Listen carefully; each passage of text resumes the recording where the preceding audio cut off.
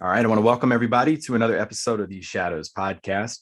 I'm your host, Trip Bodenheimer, and I'm excited this week to be joined by Art Bell. He is a former TV executive who founded Comedy Channel, later to be known as Comedy Central.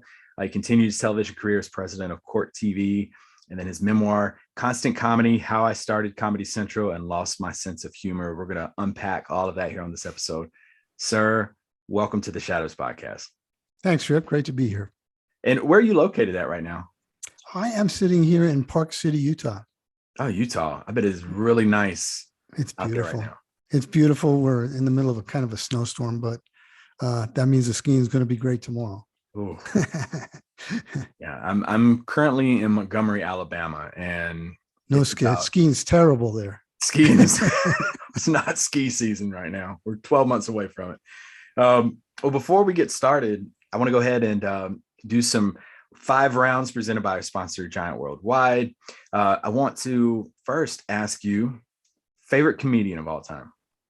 Richard Pryor. Richard Pryor. That's a good one.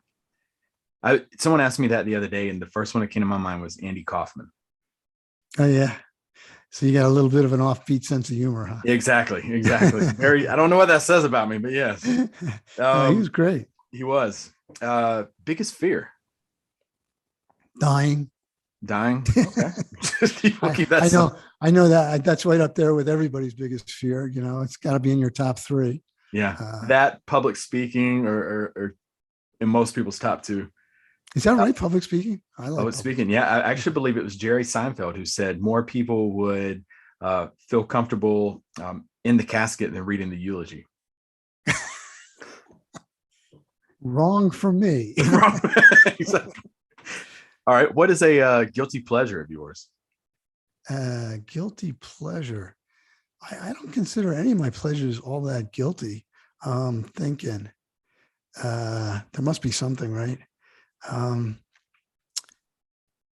play drums. We'll go with that. That living wild. Well, it's a guilty pleasure because it makes a lot of noise, and then I have to feel bad about it. Especially if you're doing it like 2 a.m. Yeah, really. So, for a while I had the drum set in the basement and thinking nobody'd hear me down there. Yeah. And when I first started playing, my wife said, "Would you knock it off?" So we've worked it out though. I built a little studio. It's like the commercial with Animal from Muppets where he's playing the drums in the attic. Don't you love that guy? Yeah. Animal, a great character, man. Yeah, he is. And I came to drums late. I've only been playing for like 10 or 12 years, and I'm not all that good, but I play jazz. But anyway, I always thought of Animal as being created and voiced by somebody who really knew drummers, because I played piano too. And whenever I was playing with the drummer seemed kind of spacey. The drummer was always like, just doing this, no matter what you were doing. Yeah. Like you're trying to explain where you're going or what song you're doing. The drummer was like, yeah. And you go, hey, and you go, yeah, what? I'm ready. Yeah, go. And then just take off like Animal. And Animal is just like incoherent. Yeah. Couldn't understand what he said. Yeah, it's perfect. This one I'm gonna be interested to see what you say. What are we up to, by the way? It seems like 12. This is our fourth. Oh, We've sidebarred a little bit on a couple of them. Okay. This one here, I could go easy and just say top 3 comedy films. Top 3 most underrated comedy films. Boy, that's a complex question. Yeah. For so many reasons.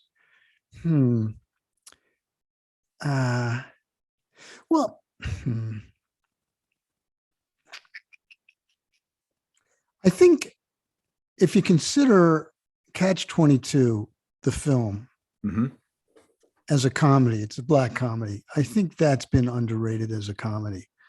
I'm surprised I got to 1. Let me think. I mean, you tend to think of your favorite comedies, and most of my favorite comedies are highly rated. I like some of the like Harlem Nights, Golden Child, one of like the Eddie Murphys that aren't as notable as like Coming to America. Life. Yeah, but they're underrated for a reason. Yeah, I think. Let's see. That's the one that comes to mind. We'll go with one. That was your one. Yeah, that was the one that was definitely the one that I would say was underrated because it was a great book, very funny book, and a very powerful book, and a very funny movie. All right. Then our 40-second question here. Yeah. You have two plane tickets. One, you can go back to somewhere that you've been before. And two, you can use your other ticket for somewhere you've never been that's on your bucket list. Where do you go? Well, I would go to Little Cayman Islands and go scuba diving again there. It was just spectacular. Yeah. And very kind of remote, not a lot of people there. I couldn't believe what I was seeing. Yeah. And the other place where I never went, that's a good one. Because we've been to a lot of places. I would say I would like to go to Yosemite National Park. Really? You've never been there? I have been to lots of national parks. I love national parks. For some reason, Yosemite just has not made the list yet. Not that we don't want to go or I don't want to go. It's just that, you go to the ones you're near or you're planning, whatever. And the thing with Yosemite, in the summertime when you're usually going, that's a place that's supposed to be like Grand Central Station. Like you can't move. There's a zillion people there, Yeah. So we kind of avoided it. But now that I'm not working, I'm retired. I think we're going to hit Yosemite pretty quickly. Oh, nice. Nice. Okay. Well, you survived the 5 rounds, and now we're going to start to chronicle your journey a little bit. So if you don't mind, tell our listeners about your upbringings. Where'd you grow up? It was Jersey Shore, right? I grew up in the Jersey Shore. Yeah. Not far from where Bruce Springsteen was the local bar band when I was growing up, actually. And being that close to the Jersey Shore, being that close, we were about 10 miles away from the actual ocean, was the greatest way to grow up I can imagine. Because I used to just get up and when I was like, between the ages of 10 and 15, ride my bike to the beach every day. That's what I did. I mean, I worked a little bit, but that was a great experience, just hanging out at the beach with my friends. And then, in those days, it was a great place to grow up. You go to Jersey now, it's crowded. I mean, there's a billion people there. Mm-hmm. In those days, it wasn't so crowded. You didn't feel like you were being, you were among a zillion people. So it was just a terrific place to grow up. Lots of different kinds of people, all different religions, colors. Our high school was 40% African American, 30% white. The rest was Hispanic, basically. And we had a great time together. It was just, I'm one of those guys who looks back on his high school career where most people are saying, oh man, that was a disaster. Yeah. I guess some of it was a disaster, but some of it was fun. Some of it was really interesting.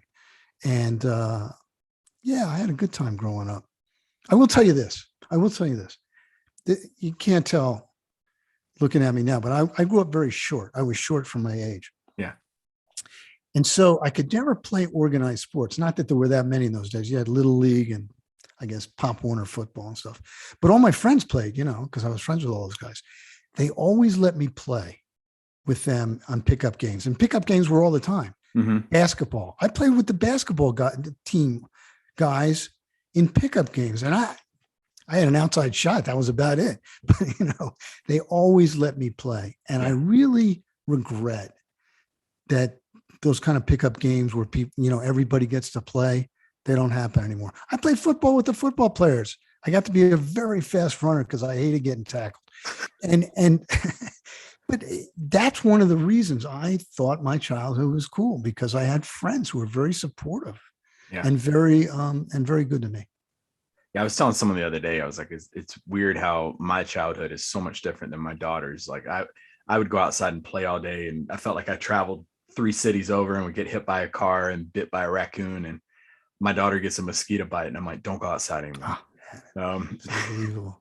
It's unbelievable, the difference. It really is. It really, really is. So how were you in high school? Were you the class? I was funny. I was a funny guy. I mean, as I said, I grew up short, and I learned early on. I actually started liking comedy when I was about 8 years old, Mhm. which had nothing to do with anything other than the fact that I was around funny people. I mean, my dad was pretty funny, I thought. And, my uncles, my brothers, everybody seemed to have a good time laughing. My youngest brother, remember when I was 8, he was about 4, 3, 4. He was hysterically funny. He made Yeah. me laugh all the time. And then now he's grown, obviously, and has a job, but he's done improv in New York City for the last 20 years. Oh, Very wow. funny guy. But so you can just see that I just thought comedy was part of life. Then I started watching the Ed Sullivan Show, which was a variety show every Sunday, and they had comedians on. Mhm. First time I saw Richard Pryor, I mentioned Richard already. First time I saw him was on his first appearance on the Ed Sullivan Show. He was like 20 years old. Yeah. He had this black suit on and a skinny black tie, and he was like, he looked like that.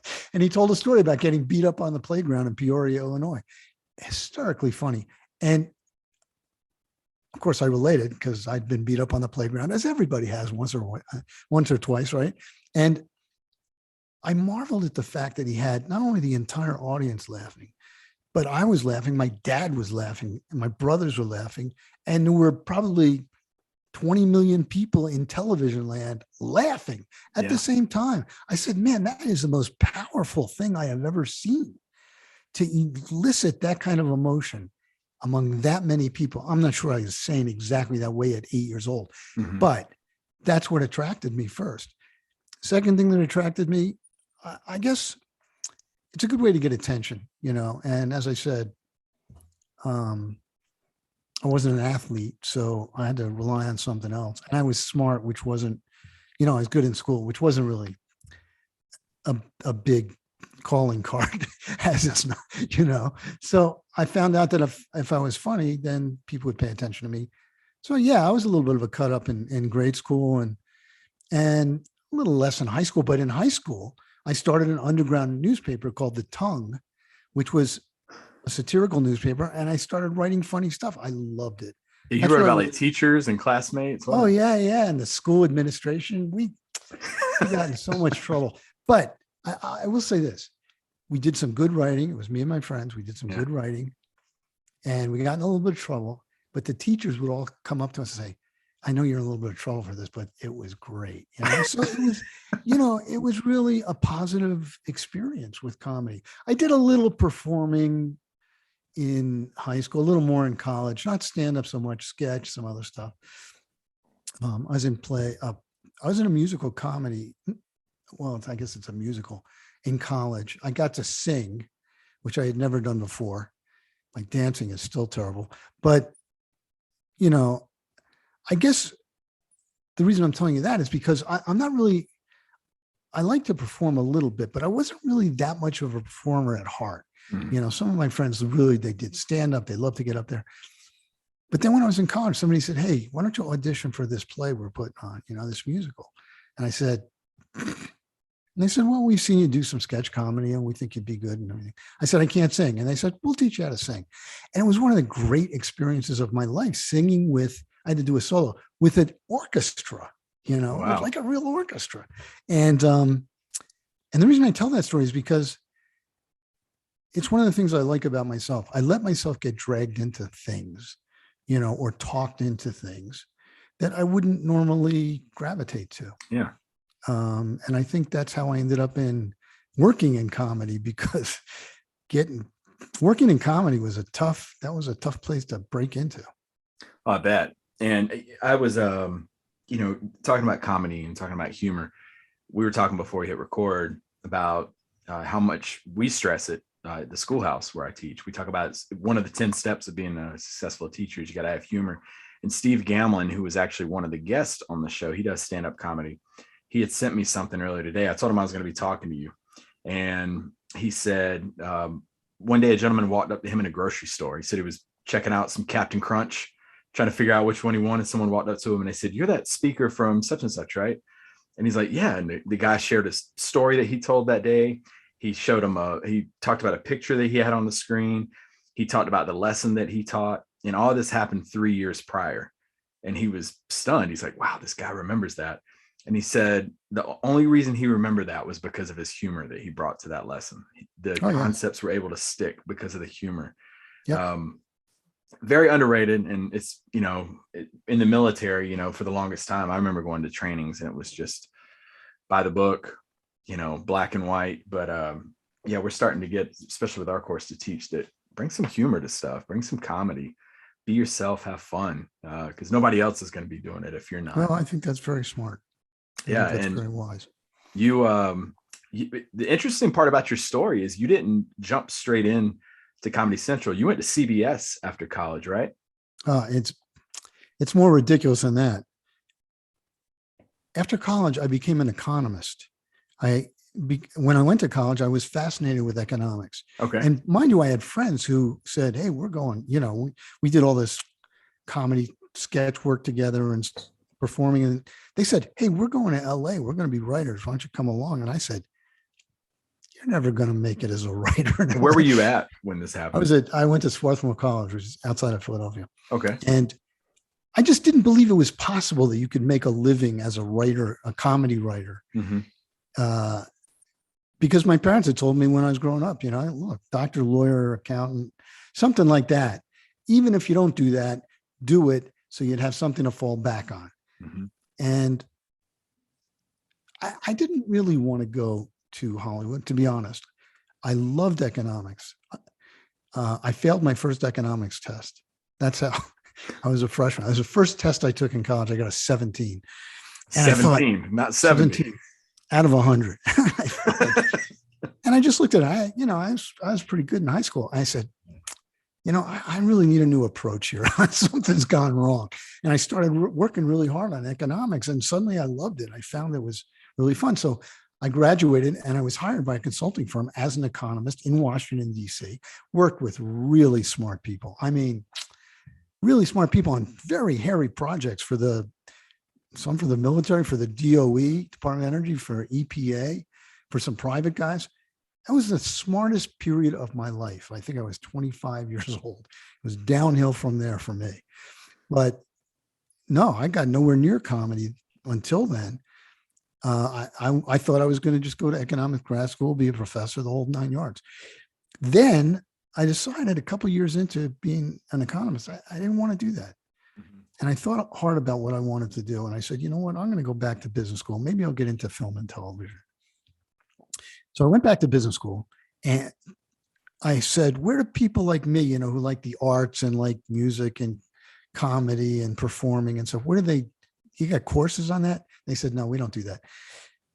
They said, but the students put on an annual musical comedy review called The Follies. And it's about, grad school here. And why don't you go check that out? So I did. And lo and behold, there were professionals. Like there was this choreographer who had been choreographer on Broadway, and she wanted out of the business. So she came to business school so she could go to Wall Street, make a lot of money. I was sort of going in the opposite direction. But my point is, there were very talented people working on this thing. It was called the Wharton Follies. And the second year I wrote the whole thing. Well, I was the head writer. I didn't write every word. I was the head writer. And it reminded me how much I loved comedy and how much I loved writing comedy. And I thought, now, why isn't there a comedy network? Why isn't there a comedy channel? There's MTV, there's ESPN, which in those days was showing girls lacrosse games, Weather Channel, girls high school lacrosse games, bowling, whatever they could find, you know. But there was no comedy network. I said, that's crazy, because that's where I would want to work. But I couldn't get a job there because there wasn't one. So I went to CBS, my first job out of school. It was like working at the post office, a giant place. I was nowhere near programming or the product, Yeah. I would talk to people about my idea for a comedy channel, and they say, yeah, we need that financial report by, 3:00. So get back to that. and that's what I did.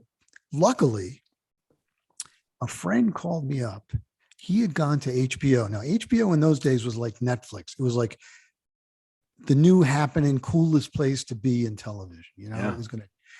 They were going to change the way people watch television. They were putting on 1 hour uncut comedy specials. They were putting on movies, of course. Like Tracy Ullman. Oh yeah. They did great stuff. They were doing really wonderful stuff. And, CBS probably had 20,000 employees. HBO had 800. I said, okay, now we're talking, right? Yeah. And the guy says, this guy who called me up, he says, they're looking for someone to do economic modeling so that they could forecast subscribers. And he said, you're the only guy I know in the whole business who knows anything about that. So I went and interviewed, got the job, and did that at HBO for the first couple of years. And mind you, that was like the last thing I wanted to do in the television business. Was the same thing I'd been doing as an economist. But I point that out because it just shows that whatever your job was, whatever your job is, it'll lead you to your next job potentially, and you're going to use that stuff in your next job. Yep. And I'm talking even if you're like, you're working at Starbucks, whatever you're learning there, and you may not even realize what you're learning there, someone is going to value that enough to say, okay, we want you to do that here like this. And you can move closer to your, what you want to do. For me, it was television and being part of the programming. And that was my shot. Yeah. Ego. A lot of times people they look at the job and they're like, I don't want that because that's not my ultimate goal of where I want to be. But I've always been told, yeah, you work at Burger King or Whataburger, you're trying to get here. You're going to learn something from your experience at Burger King that's going to make you better. Leverage. Yep. Right. Completely unexpected. That's how I got into HBO. And talk to us about the pitch you made about what ended up being Comedy Central. Yeah. So I've been thinking by this point a long time about what a comedy network would look like. And cable channels are being started all over the place, arts and entertainment, A&E, all this stuff. So I said, there's got to be a comedy network. And so by then I had sketched it out. I'd done some financial thinking about it because everybody said, well, it's expensive. So I said, you know what? I'm going to go pitch the head of HBO programming. Her name was Bridget. And now Bridget was at the very top of the organizational chart. I was at pretty much the very bottom of the organizational chart, right? And I had nothing to do with comedy or programming or anything, right? But small company, she said, yeah, sure. You want to talk to me? Come talk to me. So I go in and, Bridget was considered some kind of a programming genius. She was kind of like, really eccentric and bombastic, and she'd made HBO a success. Like I was scared to death, right? So I sat down, I said, Bridget, I really think HBO should do a 24-hour, 7-day-a-week, all comedy channel. She said, stop right there. That'll never work. Let me tell you why. And she spent the next 15 minutes talking about why it would never work. Gave me reason after reason. Too expensive. Why would HBO risk its reputation? Some crazy ones like there are no, what great comedian, what A-level comedian would want to be on an all comedy channel? She said Robin Williams would never be on an all comedy channel. Whoopi, never. She goes through the whole list. Billy Crystal, he'd never be on an all comedy channel. Their managers would die before they let them on. I'm like, okay, I don't know. So she pretty much ended it by saying, all right, Art, you're new here. Thanks for coming down. You obviously don't know much about television, but see you around. So I left. I walked out. And let me tell you, that was like a big truckload of ice water being thrown on me and my idea. But I realized almost immediately she was wrong. Somebody was going to start a comedy network. And if it wasn't going to be us, it would be somebody else. So I went back to my office, and I didn't have that much to do those days because the project I'd been working on kind of failed. Not because of me, but anyway, it was, so I was kind of like between projects. So I wrote up the whole thing for a comedy channel and figured I'd send it to all the entertainment companies in New York and LA, Warner Brothers, ABC, Fox, anybody was interested, see if they liked it and get a new job. Because I had no career at that point. I was just a kid. Right. As luck would have it, my boss's boss walked by. I said, what are you working on? I showed him. He says, the chairman of HBO should see this. I said, wow, great. That's terrific. He says, come on, let's go. And I said, what, right now? He said, yeah, we're going right now. He's a friend of mine. We'll walk in and you'll tell him about the channel. I had no presentation. No spiel, no PowerPoint slide. I had no idea what I was going to say to him. It was nothing. This was about a few weeks after I'd spoken to Bridget. But I went in. Michael Fuchs was the chairman. He had just been declared the most powerful man in Hollywood by the New York Times. So just to point out that if I got in the elevator with Michael Fuchs accidentally, I would break into a cold sweat because, this guy he could snap his fingers and he didn't work in the business again. Yeah. Anyway, I went.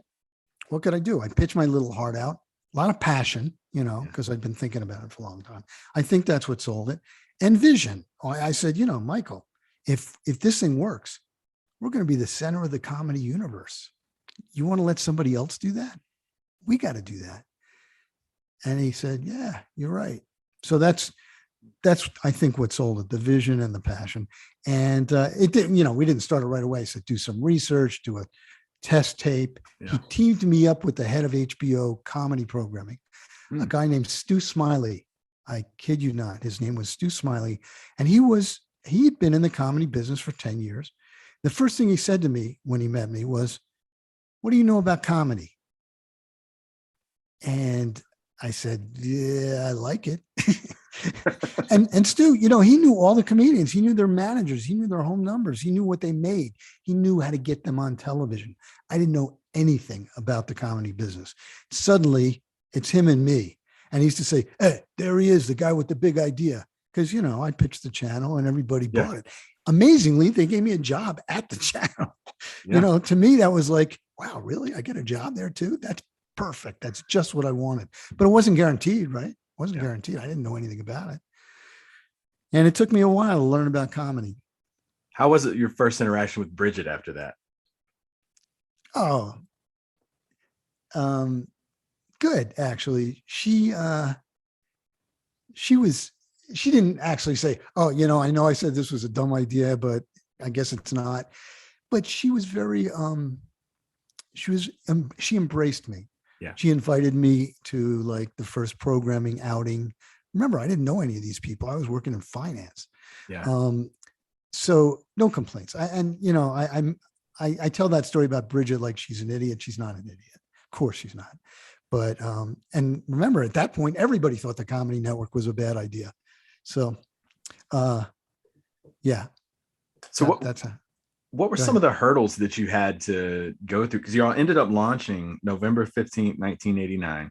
So what were, looking back, some of the biggest obstacles you had to overcome to get the Comedy Channel to launch? Well, I'll tell you one you probably wouldn't think of. Because I pitched it, and even though I didn't know much about comedy, I suddenly found myself in programming on a comedy network, working with comedy professionals. And A, I was scared to death. Mm-hmm. B, I couldn't show it because that's not the way it works. Yeah. And C, I felt responsible for the whole thing. I felt the whole thing was on me, even though there were a couple hundred people working on it then. So you want to talk about an obstacle. I never before or since took a job that personally, where it was, I had to make it work come hell or high water because all eyes were on me. And when we launched, it was a disaster. How's that for a hurdle?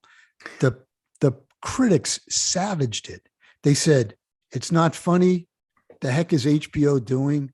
What is Michael Fuchs, the most powerful man in Hollywood? He's falling flat on his face. I think it was a little payback time for Michael because he was, he was kind of he was a cocky guy. Yeah. And so the press had a great time trashing us. And in fact, it was day one. It was the first week. It was the first month. I mean, how could we have possibly been brilliantly funny immediately? It just doesn't happen, right? And that's one of the reasons I wrote the book, is because I wanted people who love, they watch Comedy Central today say, man, started a long time ago. Must have been brilliantly successful from the get-go. False. I went to work every day for the first year thinking, okay, they're going to shut us down today. Today's the day. They're going to tell me I'm out of a job. They're shutting us down. Didn't work. We're losing money. And the subtitle of my book, How I Started Comedy Central and Lost My Sense of Humor, I wanted to convey how hard it was, but also that came from Michael, the chairman of HBO. Call, right? No, he called me in. This was early on. He called me in and he said, Art, it took a comedy channel to make me lose my sense of humor, because he was embarrassed. Yeah. He was humiliated. That's how bad things were going. And I had to, I just felt it was my responsibility to fix What do you think it was that helped pull the nose up and make it it. successful? Especially Well, those early stages. you got to realize that there was a lot of talent involved with the channel. I mean, Yeah. some of this talent went on to great things. I mean, Gail Braun worked there, was her first job in television, and she became ultimately the head of Paramount Pictures and Fox Broadcasting. So, these were very talented people, but it was early in their career. The Higgins Boys and Gruber was one of the sketch groups we work with, and Steve Higgins was the head writer. He became the head writer at comedy at Saturday Night Live for years. He might still be. I'm not sure, but so all these people were young, excited, creative, talented beyond belief, and suddenly they got a comedy channel to play with, and I think that was a big deal. I mean, let me tell you the story of MST 3000, Mystery Science Theater 3000. Yeah. One of my contentions when I thought about the channel was, if we were really good, if we got good, then great comedy would find us. We wouldn't have to go looking for it. And even before we launched, we got an envelope in the mail, and we opened the envelope and it was a tape, and we put it in, and it was MST 3000. They had been producing it for fun in Minneapolis at this like stupid little TV station. And the note with it said, "Hey, we hear you guys are doing a comedy channel. Is this something you might be interested in?" Perfect. That's when I knew, come hell or high water, we were going to be successful. Yeah. Because where was MST 3000 going to go in the world of television if it weren't for us? No, NBC, HBO, nobody would put that on. We put that on. And it was a big anchor for the channel early on.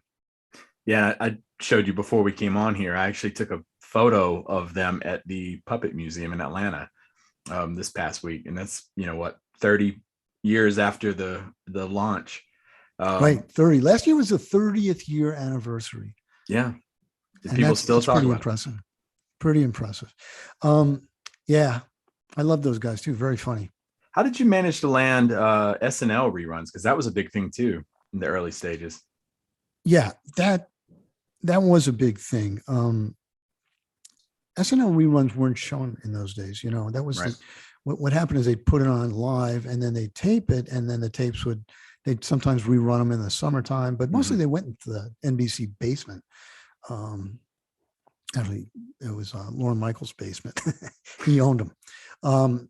He's a producer, and we got the idea to put the reruns on, get the Saturday Night Live library and put them on TV. So we called over to Lauren, and he said, "Well, that sounds like a pretty good idea. How much you willing to pay?" And we started talking about it. At that time, I didn't mention this, but we got competition. MTV launched their own comedy network after 6 months after we launched. Right. Yeah. So naturally, we called Lauren. 20 minutes later, they called Lauren because they heard we called Lauren. And you know what? I say that, I don't even remember what the comedy wars. The comedy wars were really going. We were fighting over everything. So Saturday Night Live was one of the things we fought over. They outbid us by like 10-1. It wasn't even close, Oh, wow. I just remember saying, wow, they paid a lot of money for that. But they could, because they had all these other channels. And if Ha went down, they just put it on one of the other channels. Yeah. We couldn't do that. So as luck would have it, at the end of 6 months after they launched, I got a call saying, listen, here's the news. We're merging Ha and the Comedy Channel because neither of them is really getting any footing. We're killing each other. We're fighting for audience and advertisers. Both of us are losing money. We're going to just merge them. And I was crestfallen. I was really, talk about a bad day. That was a bad day, partly because I thought maybe I'd lose my job, but partly because I thought we were the better channel. You're in there, you're in the trenches, you're fighting the war. Those are the bad guys. They're doing it all wrong. We're doing it all right. But as it turned out, I didn't lose my job. They fired a lot of people, but they said, you and the head of programming from Ha are going to get together. You're going to decide what programming is going to go on this new channel. You got to figure out what to call it, and you can't call it Comedy Channel or Ha. So you got to find a new name, and you got to relaunch the thing. And that's what we did. And you know what? I will say this. As soon as we got together and we pulled some of our staffs together, we realized we were all in for the same thing. We wanted a comedy network in the world. Yeah. We didn't fight each other. We said, okay, what are we going to do? How are we going to make this thing successful? I think the people, the corporate people who merged us, at the very, very top, the chairman of Viacom, the chairman of it, I think the heavy betting was we weren't going to make it a year, the merged channel, because mergers don't work too well often. Yeah. You know that. Yep. But we were hell bent on making sure it worked, and it did. And we got through the first year, then the second, then the third, then we started getting some traction and some shows and noticed, and the rest is history. I left after 8 years. So did you leave right when South Park was about? Right around that time. South Park came in, Daily Show was being done, and then they brought not then. At the same time, they brought new management in. And the new management was from MTV. All the HBO guys like me were let go. So how does that feel, sitting here in 2022, looking back, knowing, Comedy Central's still out there. People are still watching it. They're still tuning into it. I've been a huge fan of it as long as I can remember. How does that feel looking back and knowing like that is you, that is your brainchild, that is your idea, that. Well, it's a great feeling. It's great to look in the rearview mirror and see something like that still standing. And I'm very proud of it. I will say that, I don't attribute it all to me. As I say, and I call the book, how I started Comedy Central. I didn't make it. I was part of the team. A million people piled on, rightfully so, and said, okay, we're going to make some great comedy here. It wasn't just me. Right. But I did kick it off. And I feel very proud of that because it was the start of a great undertaking, and it launched a lot of comedy careers, a lot of business careers. It was, and it employed a lot of people over the years, which makes me feel good. And talk to us about Court TV. How did you get into that's interesting. Yeah. How did you go from Comedy Central to Court TV, president of Court TV, right? Yeah, right. Well, people ask me that. I have the ability to get interested in like almost anything, at least for a minute, things fascinated me, especially things about business. So when I was looking around for my next job, I did some consulting for a while, and then I got a call that they wanted somebody for Court TV. Right. Mm-hmm. And I knew Court TV as a failed channel. I mean, that thing was like circling the drain, Yeah. Very few subscribers. They were showing daytime courtroom trials. That was it. No prime time at all. Prime time's where you make the money. It was started by a magazine guy. He didn't care about television. He just wanted to show courtroom trials. So they fired him. They pulled in new management, me among them. And in the same way, I had to get accepted into the club of comedy, when I went to work for comedy, because I didn't know anything about comedy. This was a new challenge. This place was run by journalists. And I mean hardcore writer journalists, New York Times, Washington Post. These guys were like, they had great credentials. And they had been working on this thing for 2 years or 3 years, whatever it was by then. And they loved it and they were proud of it.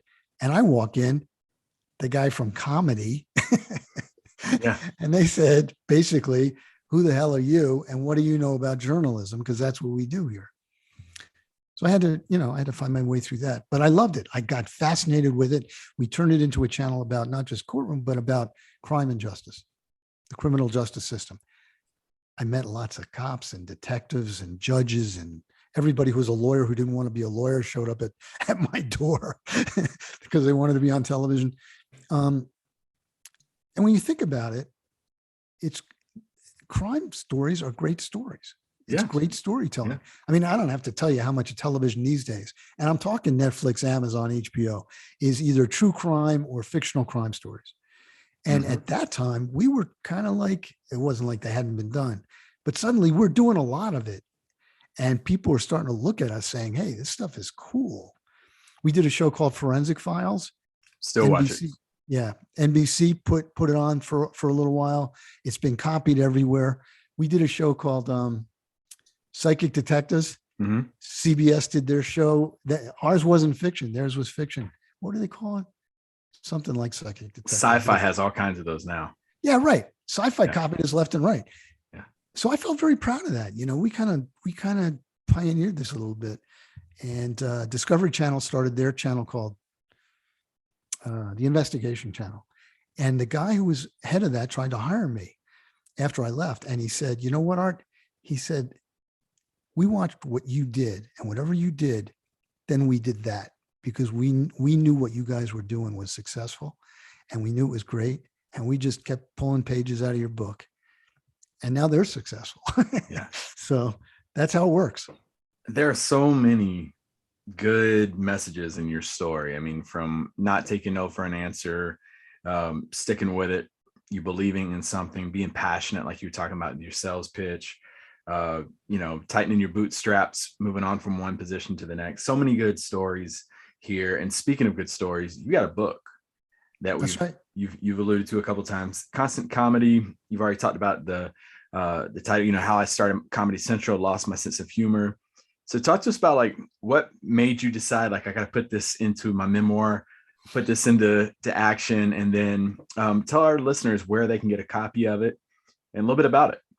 Okay, sure. I didn't set out to write the book.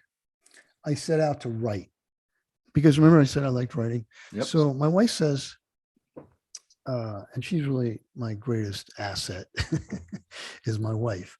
She said, look, if you're gonna really write, why don't you go take some classes? So I went to Sarah Lawrence Writing Institute, which is on the East Coast. Yeah. We were on the East Coast at that point. And I took a course in memoir writing, and I wrote some memoirs about my childhood and stuff. And like anything else, if you get good teachers, they teach you a lot of stuff fast. You're a teacher, Mm-hmm.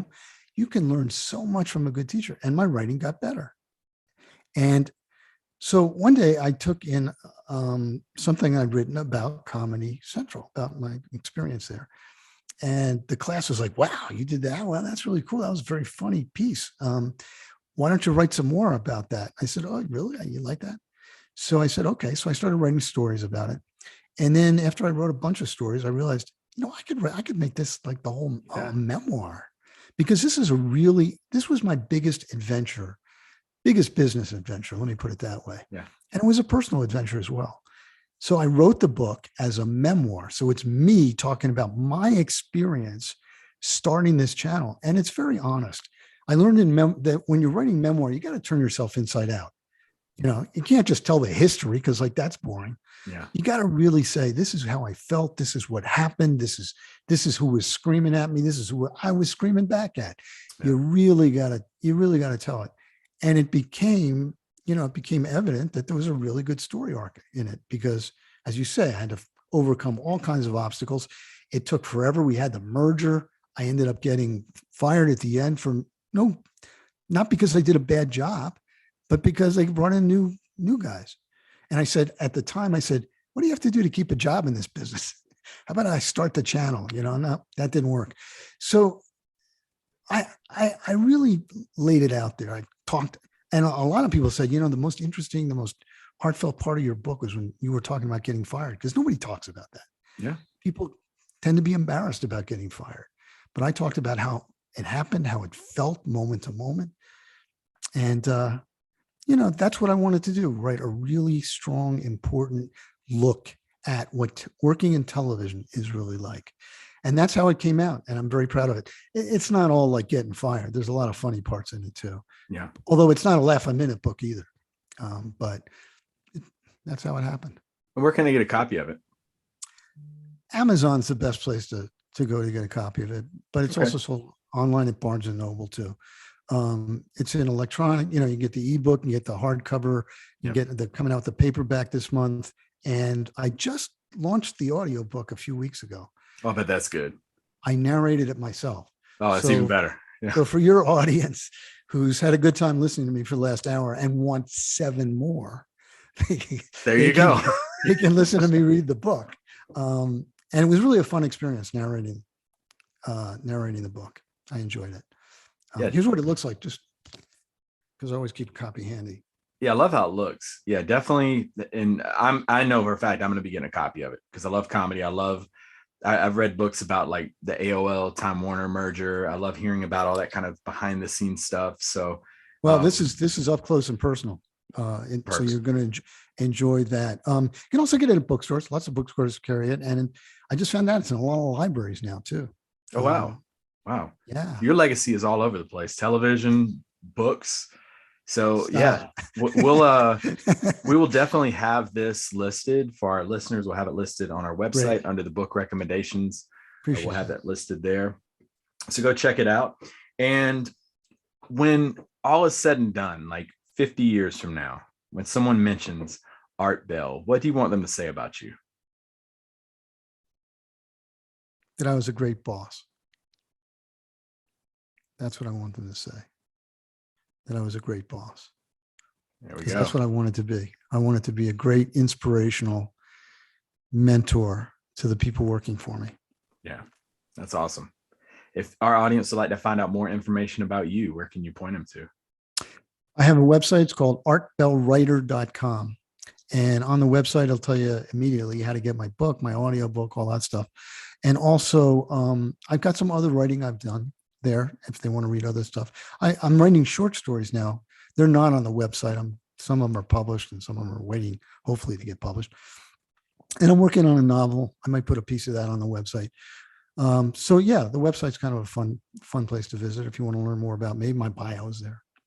Awesome. Yeah. Well, I think this episode here has been an awesome message for an audience in terms of inspiring them. Hopefully somebody here is listening to this and they've been told no on something and they don't quite give up on it yet. They still put more effort into it and keep going. So final question for you before we leave. Okay. Why do you feel that humor is so important for us day in and day out? Because it is the lubrication of our conversation. Hmm. It helps us communicate in non-threatening ways. And that is so important, especially these days, Yes. to keep our sense of humor and to keep the dialogue going. And something, you see people communicating with no humor and you just go, man, they're like this, they're doing this. It's just not working. So, you think of the politicians, for example, who had great sense of humor. JFK, Kennedy had a great sense of Abraham Lincoln, one of my personal heroes, very funny, loved to tell funny stories.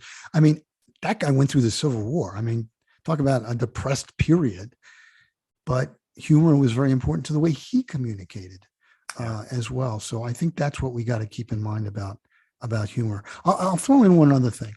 Stand-up comedians have done a great job of giving people, giving audiences, giving the world a look through their lens, their particular lens. And think about how much women in stand-up comedy have described what being a woman in America is really like. Yeah. In a way that men actually sit there and listen to, because they weren't being lectured to, they weren't being told to, that they're creeps or whatever. They just heard it straight.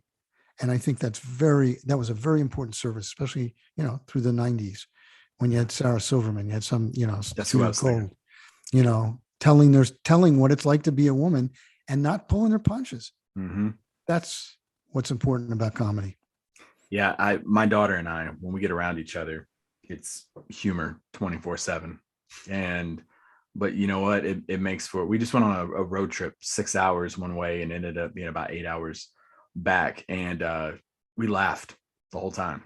Didn't even turn the radio on. But and humor played a large part in that. Yeah, brings you together. It does. It really, really does. Well, sir, I cannot thank you enough for taking time. Trip, it's been a pleasure. Here. Absolutely. I look forward to getting a copy of the book, checking it out, reading it. I'm very excited actually to crack that open. Folks, check them out. We're going to have all the links in the episode description. Like I said, we're going to have the book listed under our book recommendations. That is going to conclude this episode of the Shadows Podcast.